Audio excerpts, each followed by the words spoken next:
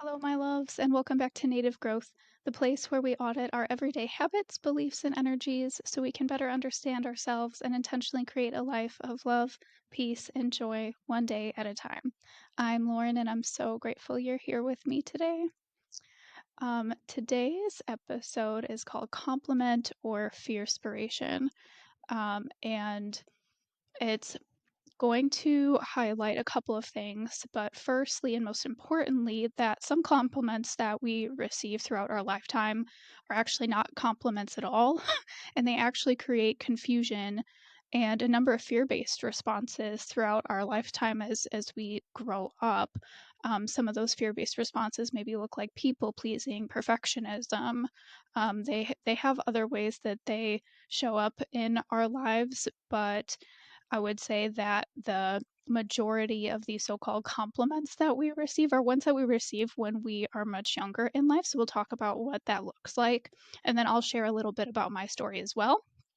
And then towards the end, we'll kind of wrap up. I'll kind of share some of my wisdom that I've uncovered, not only from having this experience in myself and my own journey, but some of the clients that I've worked with and observations that I've seen in other, of my friends and family.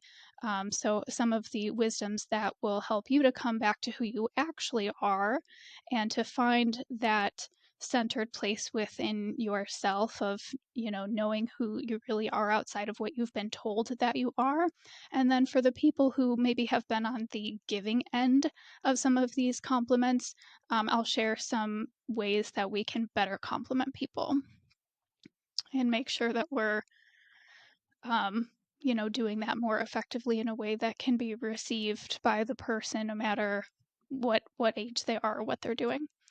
All right, so I want to start again just by noting that a lot of this really happens and develops in childhood, especially especially before I would say your teenage years, but even a lot of this happens before your preteen years when, the brain in a younger child is still very much evolving.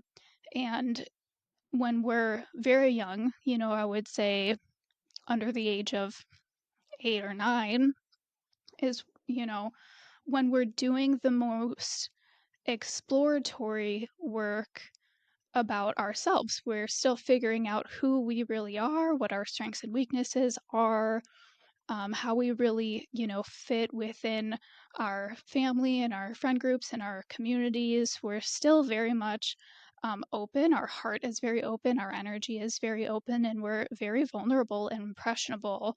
And again, especially when we're much younger, we're already born with these very kind of people pleasing tendencies. And we want to continue to do the things and embody the things that we get the most positive recognition for, right? So, some of this is where some of these, not so great compliments come in is like when you're told, like I was told a lot. I even got told this a lot in my preteen and teenage years, especially at school. I got told this a lot that I'm an overachiever, that I'm a hard worker, that I'm persistent, that I'm perfectionist. And again, when you're a kid and you're very like open and impressionable and you're trying to do the things that get you the most positive recognition, you're like, wow, that makes me feel really good. It makes me feel really good to be recognized for doing great things and for working really hard. And that's within our human nature, right? Is to serve others. We naturally want to care and tend for others. We naturally want to be a part of a community. And so we also naturally want to be validated. We want to know that we are helpful, that we are doing a good job at everything we do, that we're making an impact, that we can contribute to our loved ones' lives into our communities, and that we can add a sense of maybe ease and joy to someone else's life. As a whole, we want to know that we're serving a greater purpose. But when we get told that we are overachieving, that we are hard workers, that we are persistent or perfectionist, or any other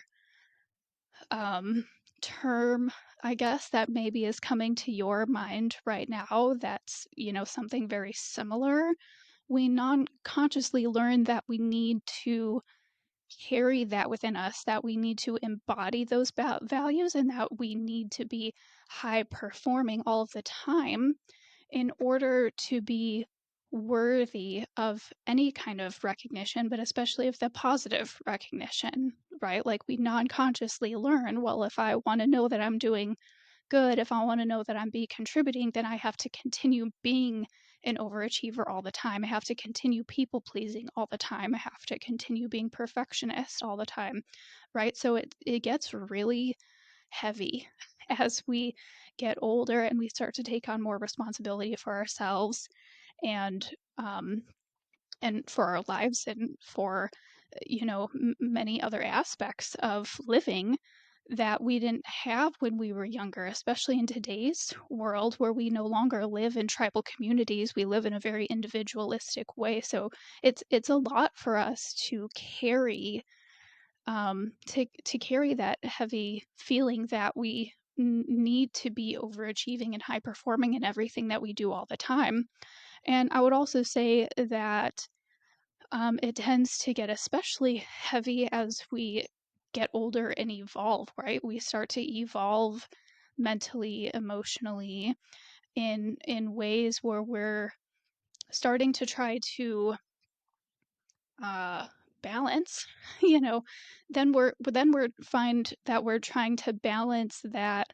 Okay, well, I can still be overachieving, I can still be high performing and people pleasing, right? Like I can still contribute to other people's lives, but also my own, inner natural evolution is kind of telling me something else, right? Like over time as we evolve, we start to be like, well, those things that I used to do, the ways that maybe I used to serve other people, like they don't really bring me the same kind of joy anymore. That doesn't really make me happy anymore.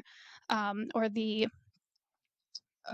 maybe those things just aren't as fulfilling anymore. Or you're just plain old like not caring about them as much anymore. Because as we evolve and take on more responsibility, we start to realize either mentally, emotionally, or maybe physically, physiologically, that we can't realistically give a fuck about every single thing on the face of the earth all the time, or like our entire system would just overload. And I think that's what you call having a stroke or a cardiac event. Like that's what makes people um that's the stuff of nightmares right there. So so if this is you and you're like, yeah, this is something like I've been told my whole life, and you find that, you're struggling with it, on one hand you want to be a good person, you want to be a successful human, you still want to be seen as someone that has loving and compassion and kindness, and on the other hand you're like, yeah, but I can't give a fuck about everything, so if I prioritize one thing over another, is that going to make me a bad friend, a bad sister, a bad wife, right? If I if I prioritize one thing over another, is it going to make me a bad employee? Am I never going to be able to, climb the ladder the way that I want to or achieve what I want to be able to, right? So, really, we have this very clear struggle between forces that keep us in an energetic state of constriction with forces that naturally come with our evolution and that we want to expand, right? So we're struggling between fear and joy, we're struggling between constriction and expansion.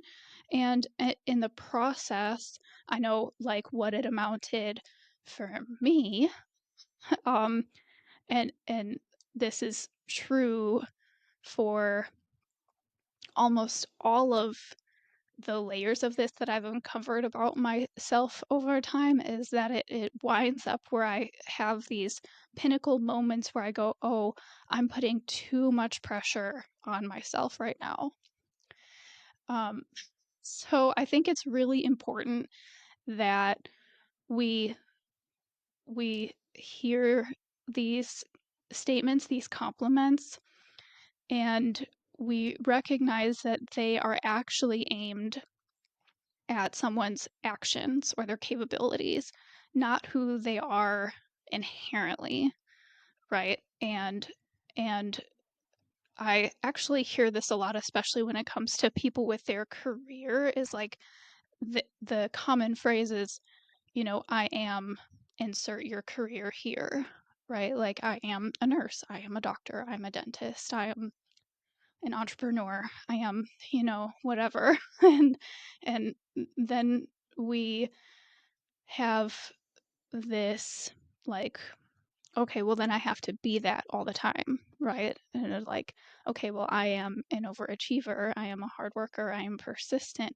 right? So it's kind of the same idea that then as we hear these things and we maybe aren't necessarily aware that the compliments were meant to complement our actions and our capabilities, not who we are inherently. But if we don't know that, then unconsciously we walk around identifying with our abilities and our capabilities and have this belief that we have to, again, continue to be that way, that we have to continue to produce something in order to be worthy of whatever is on the receiving end of that, whether it's love in a relationship, whether it's recognition, whether it's that promotion at work, whatever it is, right? So, what had made me kind of realize that this was happening again more recently, and for those of you who have been listening to the last couple of episodes of the podcast or, um, you know, following me on any of my social medias, you'll know that I've talked um, quite a bit over the last, I'd say, 3 or 4 weeks about a lot of um, personal and collective purging that's going on. There's been a lot of shifts, a lot of perspective shifts, a lot of just a lot of like old, outdated programs and beliefs that people have been shedding and realizing they're no longer of service to their present or their future, and they're getting rid of them and they're transmuting them. And like I've been no different. I've definitely been having one heck of a process, right? So, like, over the last couple of weeks, I'm, doing a lot of reflective, integrative work with those things. So I'm already feeling kind of like touchy and sensitive. And then my husband and I go to the chiropractor. And while we're in the like waiting room at the chiropractor's office, we start talking about like my business and podcast, and more specifically, we start talking about marketing and how I've been going about marketing my business and my offerings and my podcast.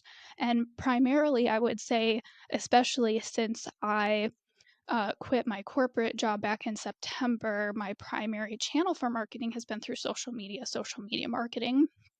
And so we're talking about this, and my husband says, I just don't think social media is the way you're going to grow. I think you need to get out to the people.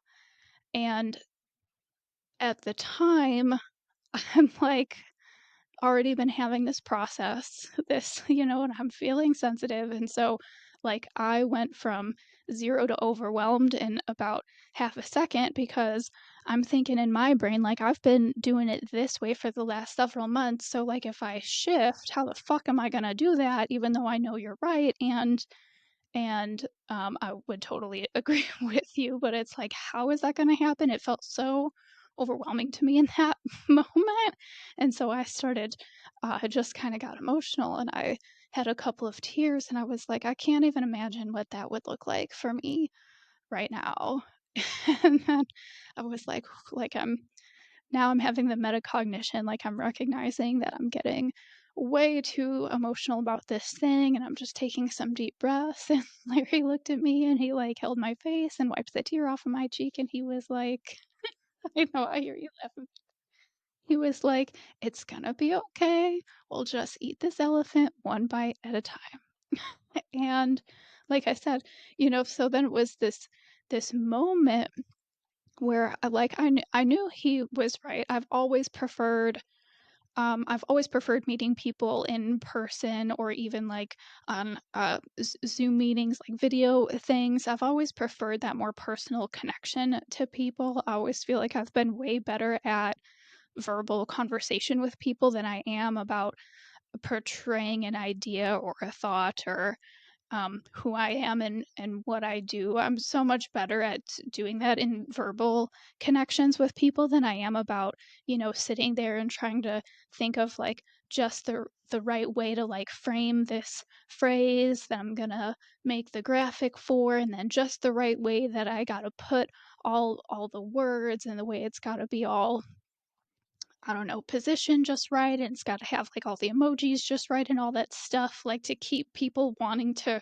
read it, like, it's not bad, and I definitely have written some posts from a place of pure joy, but I find more often than not that it's actually a thing that causes me a lot of stress because it just doesn't bring me joy and because I feel like I have to do it somebody else's way, and so in this moment where I'm like, wow, that really triggered something within me that like I shed a tear in the waiting room of the chiropractor's office about this.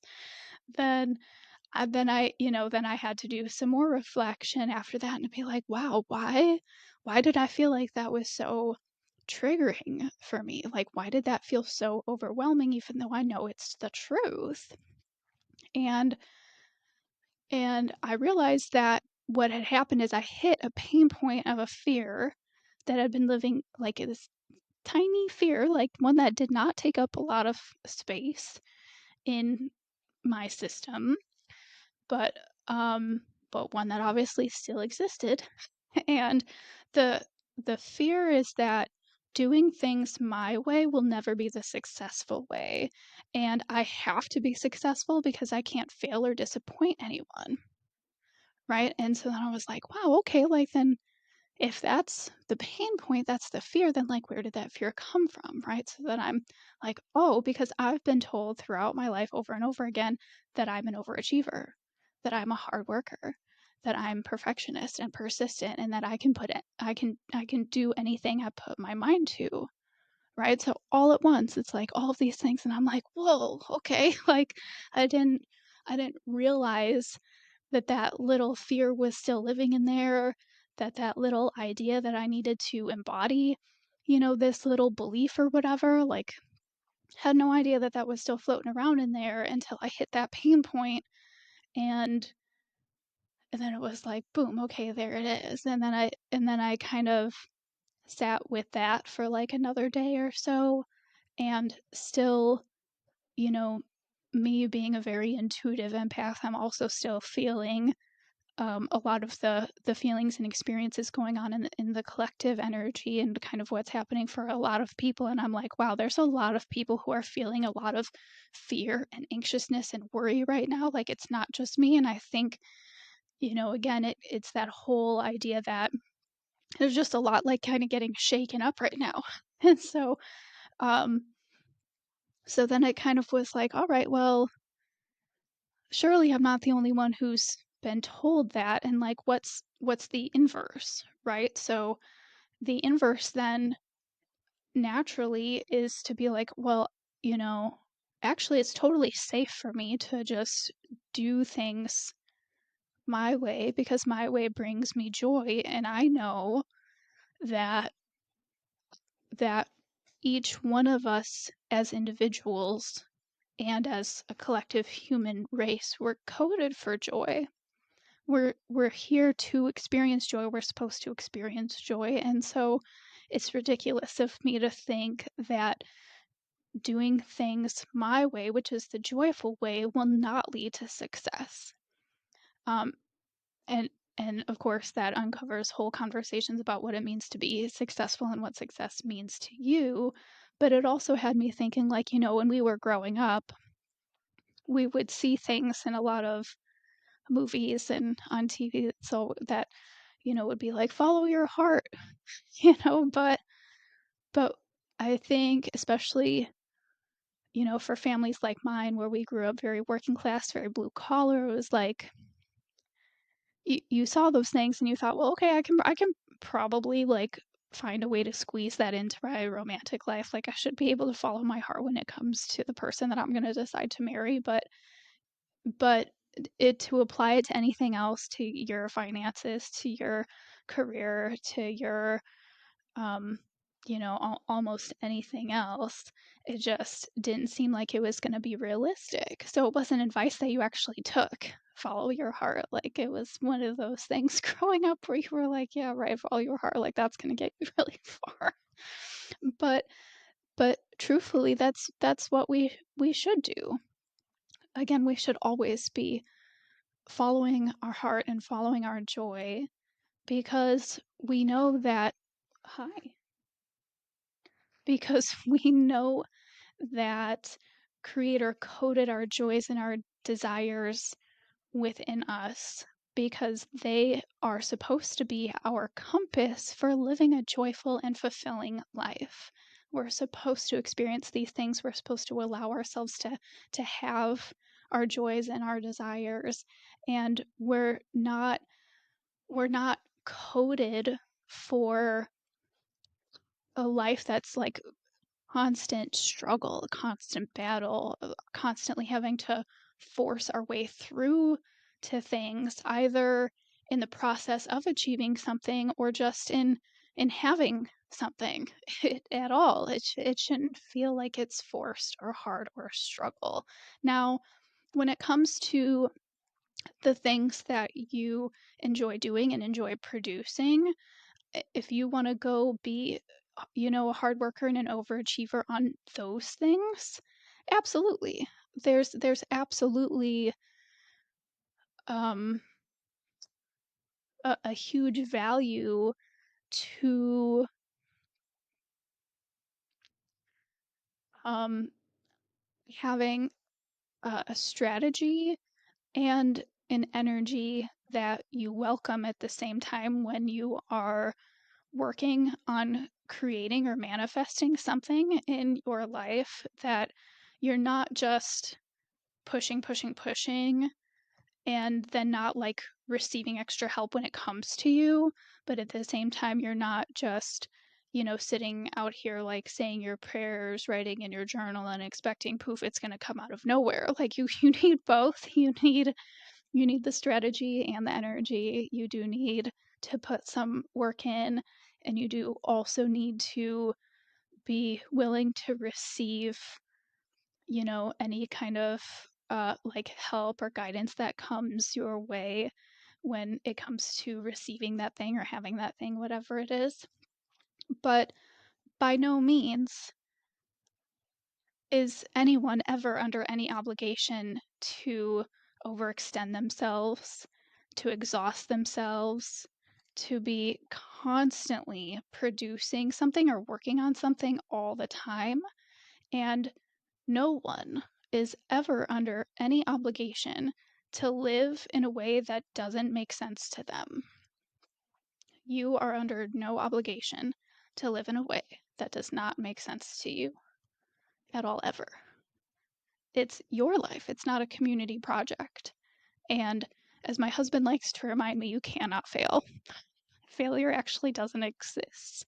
It's an ancestral fear response that we have that for some people takes up way too much space in their root chakra and thereby impeding the flow of energy to the rest of the system, which would help them to experience more trust, more love, more joy, more passion, more confidence, right? But you are under no obligation to do any of that. So,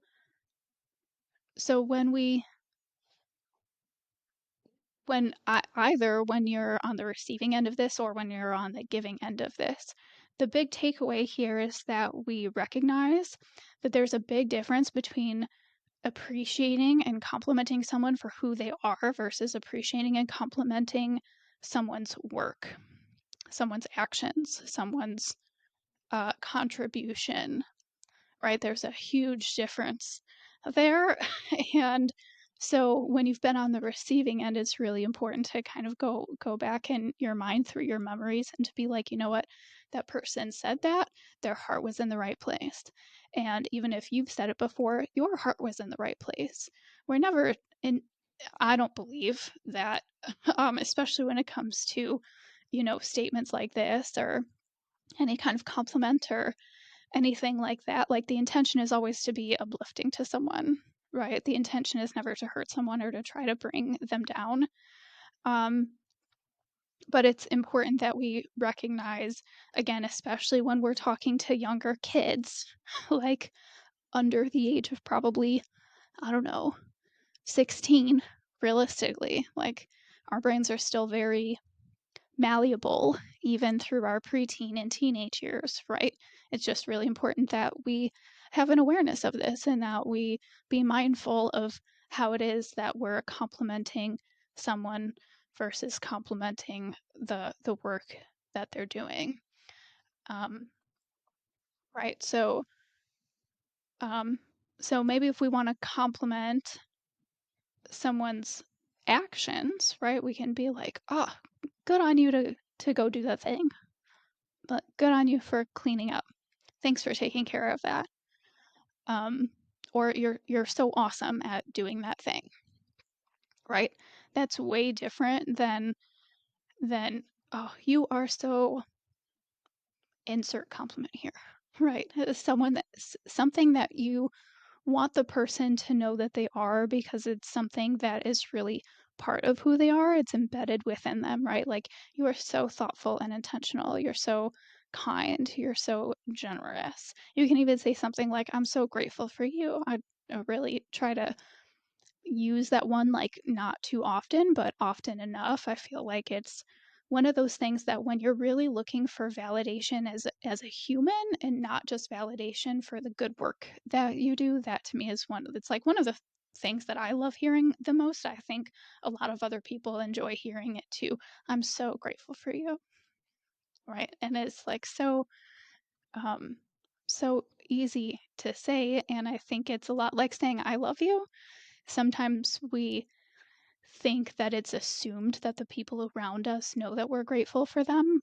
Or, we it might be implied that we love them, but it never hurts to say it. It never hurts to say it. Um, you can even maybe more mindfully think about how you're going to connect the two ideas, right? Maybe you want to compliment somebody, but you're also complimenting them specifically for something that they've done, right? So you could say something like, your kindness and generosity is appreciated more than you know, right? Or your blank is appreciated more than you know, right? Feel free to use those as templates. um, I hope that Um, I hope that today's episode has been insightful. I hope that, for any of you listening who have been part of the collective where you're still trying to sort through maybe some of those feelings of like nervousness and anxiousness, first of all, you know that you're not alone. It's not just you, it's happening to a lot of people, especially to a lot of people who are, um, uh, you know, a little bit tuned in to their intuition, where their intuition is a little bit higher, where your empathy is a little bit higher, right? Like, it's a lot right now, and that's okay. But I think the great news is that it's springtime, so the discomfort that we feel from shedding these, old ways of being and old ways of becoming and these old patterns, it's like winter. Like, winter's dying off and so are those, let it go with the winter and embrace the spring. And really, again, like, come back to that place of knowing that that you can identify much more deeply with your joys and with your desires and with what makes you feel loved and with what makes you feel like you are serving and contributing. Identify with that more than you identify with anything else, but especially with the things that maybe cause you some stress or some anxiousness or some worry. Just keep in mind that fear is always a liar, and love is always the truth. So thanks so much again for tuning in today. Today's episode is brought to you by no one. It's to you by you. I'm, I don't have any commercials because I don't really think that you want to hear any, and I don't really want to have any. I want to be able to get on and just say the things that I think are important. And so I've chosen to be 100% listener supported, and all of your donations help me to stay that way. So you can keep that ball rolling by clicking on the link in the show notes. I would also love to hear your stories, your takeaways, your feedback, any of that good stuff by email, or you can send me a direct message on Instagram. If you haven't already, please make sure that you subscribe and share this podcast so that together we can raise the vibration and the consciousness of the universe. Thank you so much for tuning in today, for taking this little bit of time out for yourself to nourish your heart and your mind. And I hope you all have a great day. I love you. Mwah.